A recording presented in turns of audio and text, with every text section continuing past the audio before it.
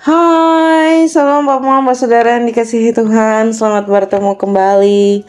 Oleh kasih dan penyertaan daripada Tuhan, saya senantiasa berharap Bapak Mama semua dalam keadaan sehat, walafiat, dengan penuh rasa syukur kepada Tuhan. Pada hari ini kita akan membaca serta merenungkan firman Tuhan yang terambil dari kitab Markus 13 ayat 32 sampai 37. Markus 13 ayat 32 sampai 37. Namun sebelum itu, mari kita semua satu hati di dalam doa. Kita berdoa.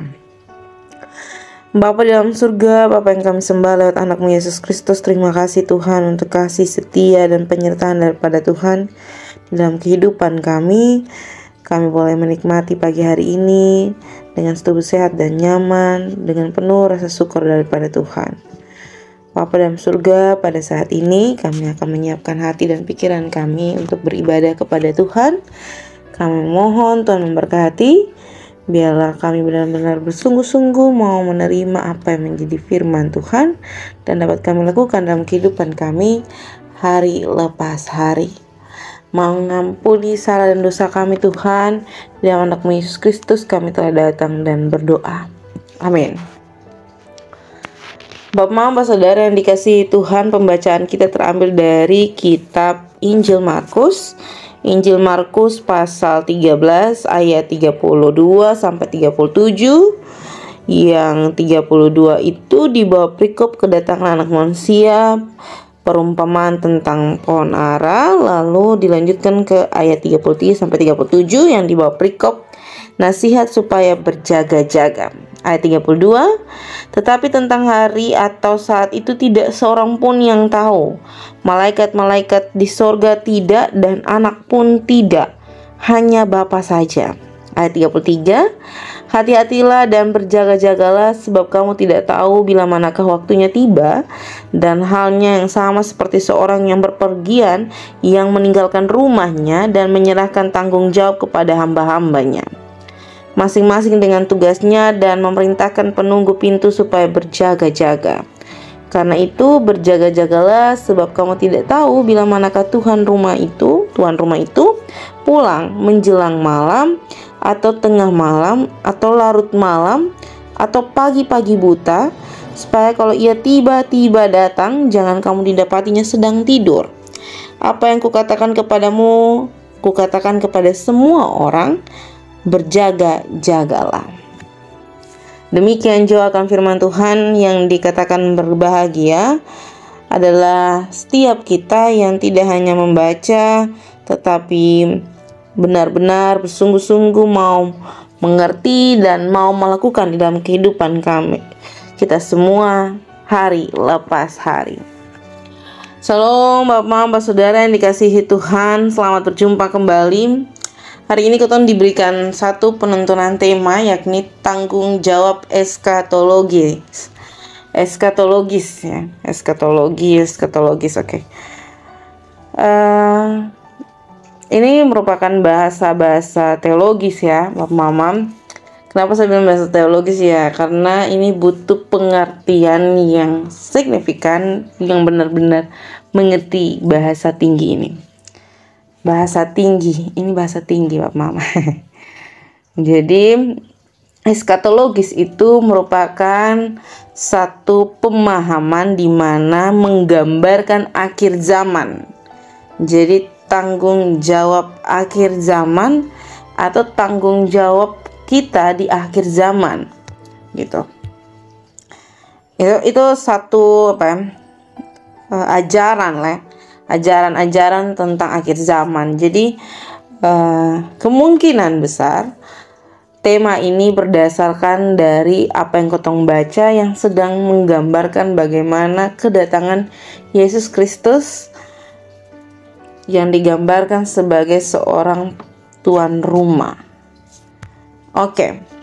Bapak Saudara yang dikasihi Tuhan, itu merupakan satu penjelasan singkat tentang tema yang diberikan bagi kita semua.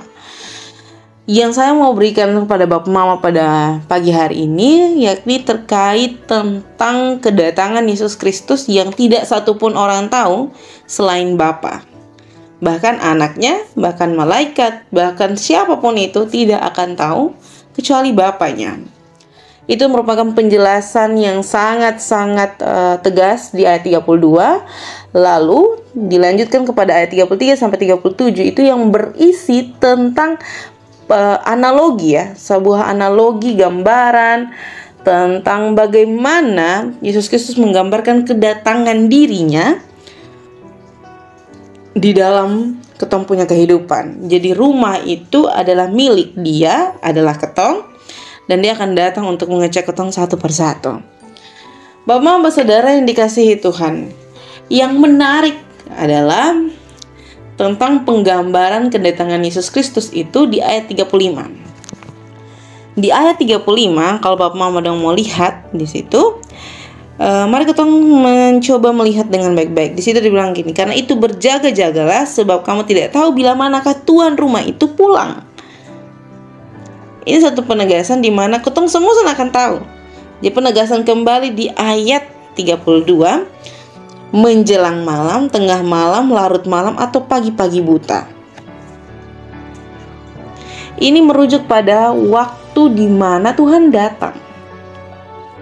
Tuhan memberitahukan kepada ketong bahwa jangan sampai ketong tertidur, jangan sampai ketong lengah dengan segala sesuatu, sampai kepada ketong tidak menyambut kedatangan Tuhan.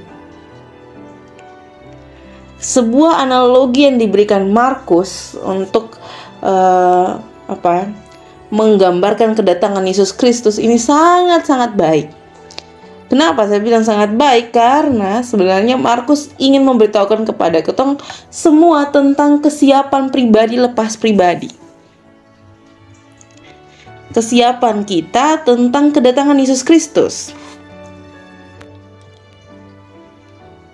Jadi bukan hanya soal ketong hanya bicara lalu lewat, tidak. Ketong bicara tentang akhir zaman ini. Kita bicara tentang kedatangan Yesus Kristus di dalam ketong pun diri. Jadi bukan untuk hanya orang lain saja, tapi untuk ketong pun diri. Ketong punya diri. Ketong kan selalu ngomong orang lain. Ini hari Markus mau ngomong tentang ketong pun diri. Markus suruh kita bersiap-siap, berjaga-jaga untuk jangan sampai kedatangan Tuhan itu membuat ketong tidak siap, tidak mengerti, tidak mampu menerima Tuhan, tidak mau, tidak berjaga-jaga, ketong malahan tidur, ketong terlelap. Padahal Markus sudah menggambarkan 4 waktu untuk ketong tahu bahwa Tuhan akan pulang dalam ketong punya hidup, untuk datang mengecek setiap ketong yang terus ada di dalam dia, yang katanya ada di dalam dia, apakah benar-benar ada di dalam dia.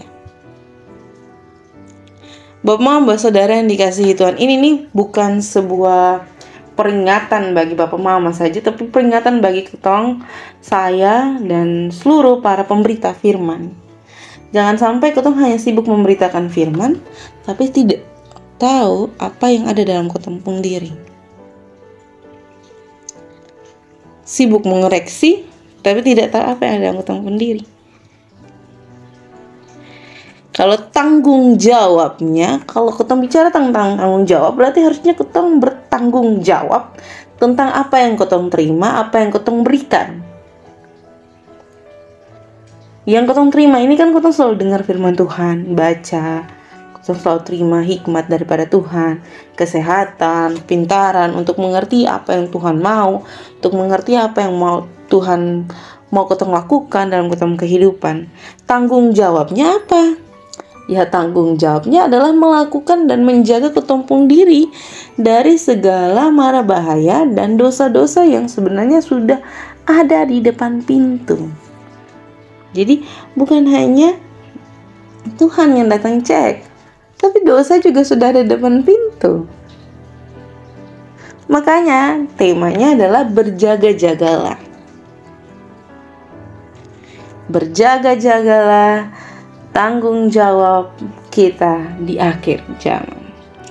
Saya menggambarkan sebuah akhir zaman itu adalah menggambarkan sesuatu yang tidak pernah baik ya. Kenapa saya bilang tidak pernah baik? Karena selalu gambarannya itu selalu kayak menakutkan, mengerikan, dan sebagainya. Tetapi Markus mencoba menggambarkan akhir zaman itu dengan sebuah analogi yang sangat baik ya Bapak Mama, dengan menggambarkan si pemilik rumah dan kita para hambanya untuk tetap senantiasa berjaga-jaga di setiap pintu, di dalam tugas tanggung jawab kita, pelayanan kita untuk menerima Tuhan di waktu-waktu yang telah Tuhan berikan. Jadi jangan pernah kotong kedapatan untuk tidak mempersiapkan kotong pun diri untuk Tuhan. Karena Tuhan itu datang bagaikan pencuri.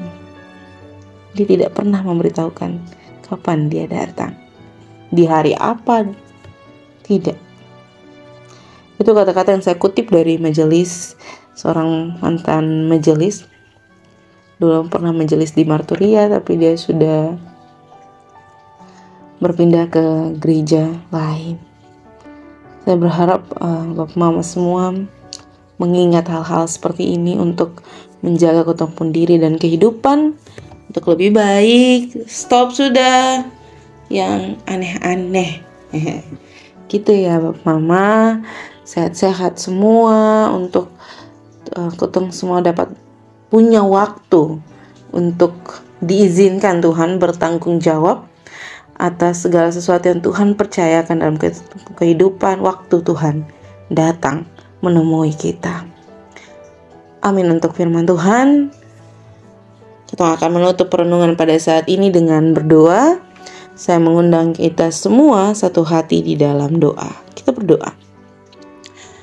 Bapa di dalam surga, Bapa yang kami sembah lewat anak-Mu Yesus Kristus, terima kasih Tuhan untuk kasih setia dan penyertaan Tuhan. Kami masih diizinkan Tuhan untuk membaca serta merenungkan firman Tuhan. Kami bersyukur atas perkenan Tuhan, kami diberikan kemampuan untuk mengerti dan memahami apa yang Tuhan mau di dalam kehidupan kami. Biarlah Tuhan senantiasa memberikan kami kebijaksanaan, hikmat, dan kemampuan untuk dapat terus melakukannya dalam kehidupan kami, menjadi berkat dimanapun kami berada Tuhan. Sehingga kapanpun Tuhan datang, kami siap untuk bertanggung jawab atas segala yang Tuhan percayakan dalam kehidupan kami. Bapa dalam surga, pada saat ini juga kami mendoakan pribadi lepas pribadi kami, suami, istri, anak-anak kami, orang tua kami, opa oma kami. Setiap kami dalam tugas tanggung jawab, pekerjaan, pelayanan, pendidikan, kami yang masih berusaha untuk mencari pekerjaan, kami yang sementara susun skripsi, susun tesis, susun disertasi, dan segala sesuatu yang kami gumulkan di hadapan Tuhan, kami taruh dalam tangan dan pengasihan Tuhan. Tuhan menjawab seturut dengan kehendak Tuhan dan mencukupkan kami semua. Bapa dalam surga, pada saat ini juga kami mendoakan setiap kami yang mengalami sakit, penyakit, yang masih dalam masa pemulihan, yang masih dalam masa duka cita, yang masih dalam masa-masa sukacita. Tuhan memberikan kami minuman, obat-obatan, makanan yang cukup. Biarlah mulai semuanya itu nama Tuhan kami terus puji dan permuliakan, dan kami terus melihat bahwa pengharapan ada dalam Tuhan. Terima kasih Tuhan. Selepas ini kami akan melanjutkan tugas tanggung jawab kami. Biarlah Tuhan memberkati apa yang kami kerjakan untuk hormat dan kemuliaan bagi nama Tuhan. Mengampuni salah dan dosa kami Tuhan. Di dalam anak-Mu Yesus Kristus kami telah datang dan berdoa. Amin. Salam Bapak Mama semua. Sampai jumpa kembali. Tuhan memberkati kita semua.